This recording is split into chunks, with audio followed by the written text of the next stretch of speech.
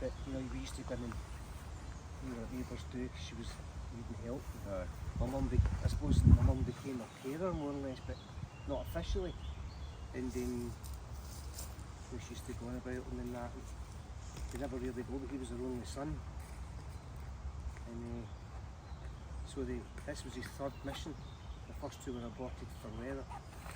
And believe it or not, it was a successful mission. He was in what was called the Pathfinder Squadron. And they would mark the target and send you the flares, then all the other bombers would come. So it was a real success. I've got the information in my top box. I think they blitzed 65% of the town, or 90. The ball bearing factories and all that stuff. But a night fighter got them here on the way back. In say 2012, the local community council or something, they arranged this. And they had the RAF here, and they had an old man. He was the last eyewitness to the plane coming down. I just thought I wanted to leave these pictures so people can go, somebody's still interested in them, Just look at it. Yeah, we'll try and stop it. Are you going to see his grave? Yeah, after this.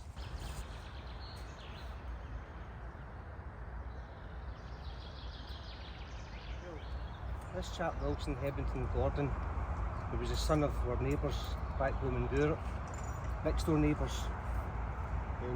Used to go in and visit the old lady just to keep her company, and my mum ended up becoming a carer really. And it was apparent she never got over the loss of her only son. As we've seen, he was killed in June 1943. He was only 22. He was shot down in Lancaster. His mum actually gave me a little harmonica, which I've still got, and she'd given it to him for his 10th birthday. So that's quite nice, and I've wanted to come here since I was about 11, so thanks very much for all coming and Martin showing us the way. It's been great. I'm glad I've done it, and hopefully when people go to that site where the plane came down, they'll realise people still have an interest. So yeah, it was quite special, and I'm glad I came. Thanks for inviting us, Donald. Glad it was with you lot.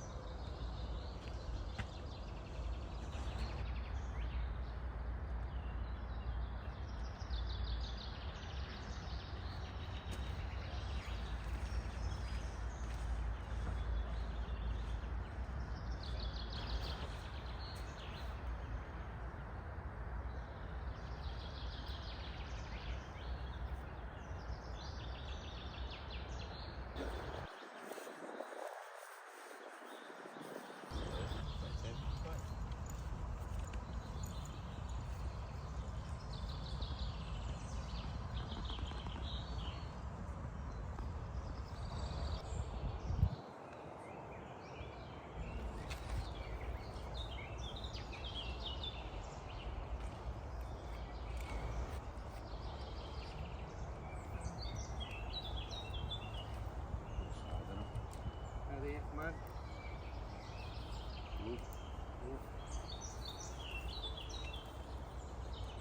Was that his crew and I? Yeah. Joy.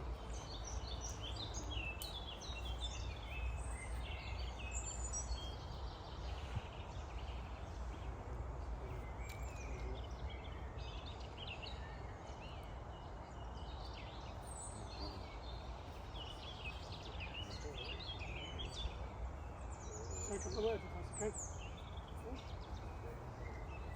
Thou shalt not grow old, as we are left to grow old. Age shall not weary them, nor years condemn them. At the going down of the sun and in the morning, we will remember them. We will remember them.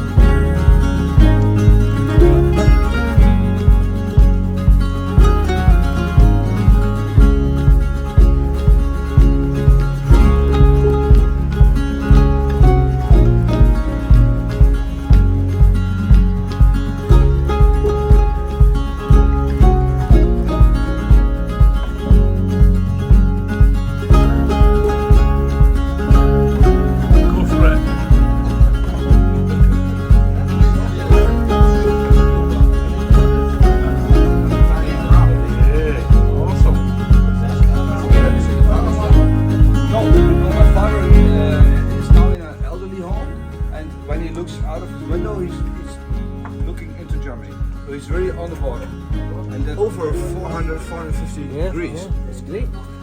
That's fucking hot. Yeah, Wow. it's cool. Yeah, you can feel the radiated heat Yeah, from here. yeah. That looks beautiful, that Well, flame. you can see the flames coming down. They're Yeah, hitting this. they're curving right down. Yeah. Look at that baby. Burn, motherfucker. Gotta take it out. Yeah, go. Wow. That only took like 20 seconds. Yeah, but this was already cooked. Eh? Yes, of course. Yeah, yeah.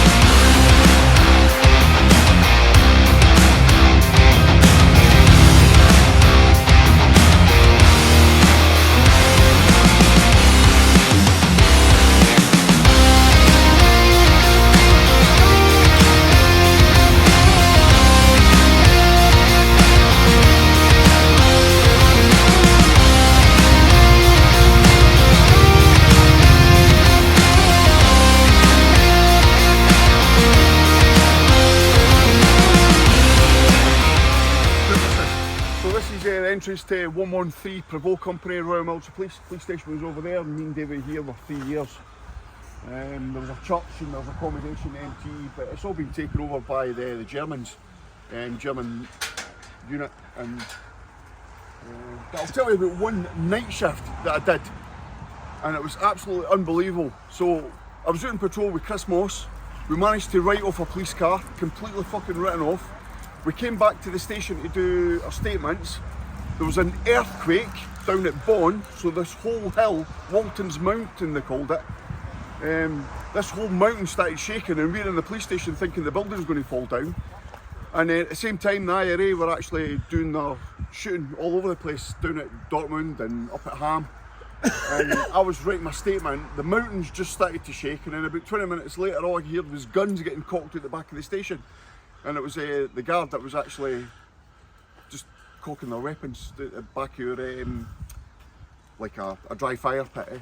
So I'd been in a car crash, written off a police car, been in an earthquake, and then being on high alert for the IRA activity, and there's guns being cocked at the back of the police station at 2 o'clock in the morning. I come running out the station with my gun cocked. There's somebody in the back, there's somebody in the back! Were you pooping your pants? I was only 17, I was just a boy.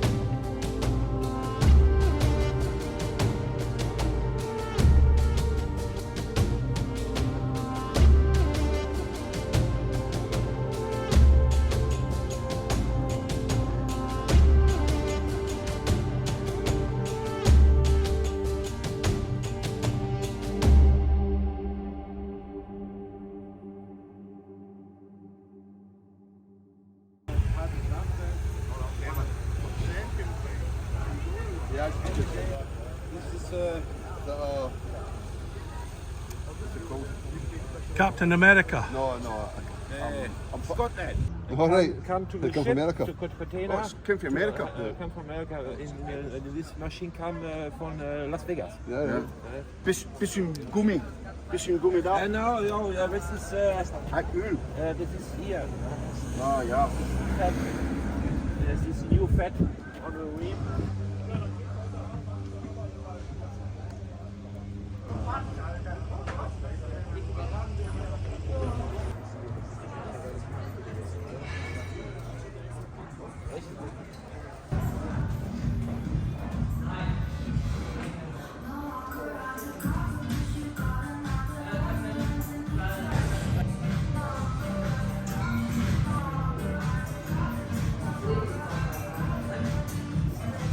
Zijn zo mee gestopt als supermarkets.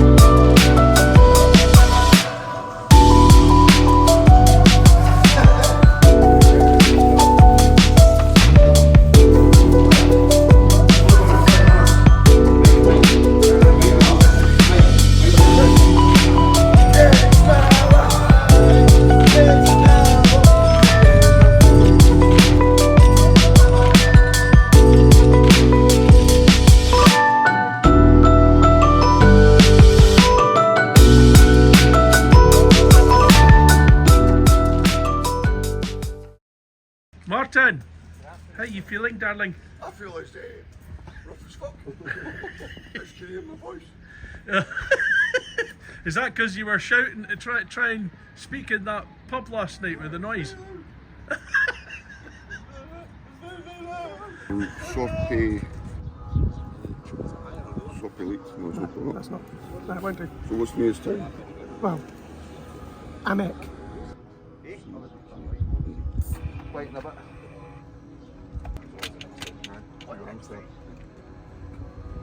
I had the last bit 8 years on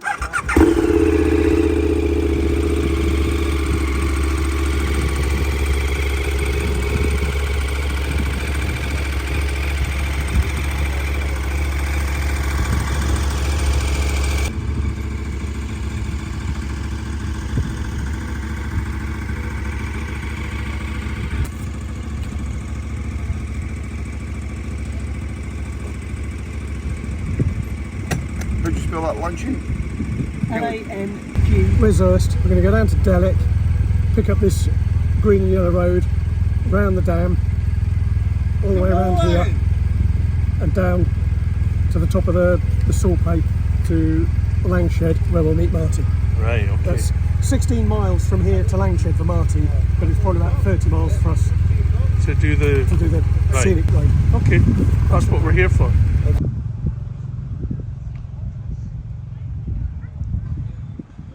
It's not as impressive as the Mona Lisa.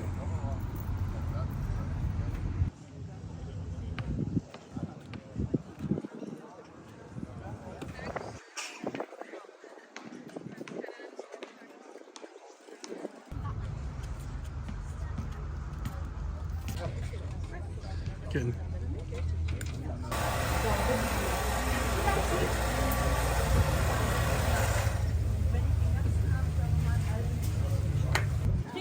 Tom Frühstück. This is the breakfast, is it? Breakfast champion. Oh.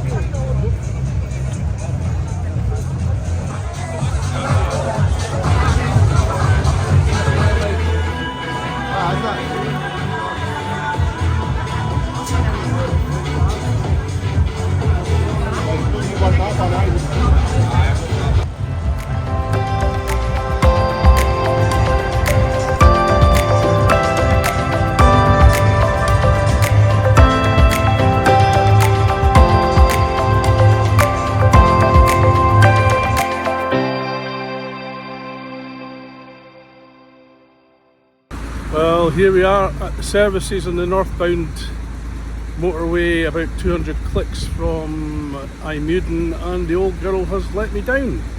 And it's the typical, or the common, bloody charging problem that all VFRs suffer from, and I've tried to mitigate it, but I hope it's not fried my alternator, but we reckon it's just the regulator rectifier.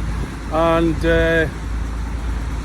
the recovery, Carol Nash phoned them, they are organised, sent it to their European department, just had a phone call from them saying they'll be half an hour. Thank God we're in Germany, very efficient. So we'll see what happens from here, but hopefully I'll get to the ferry tonight. Well, thank goodness I made it to the boat. I'm here. Stevie and Martin came back for me with a battery booster, and we hooked it up, and it's got me here just on a wing of prayer. So I'm going to load her in a minute and hopefully get back up the road. We'll put the battery booster on charge overnight, and hopefully that'll get me home, because recovery wasn't an option. Anyway, the holiday was good, and I'm back at the ferry.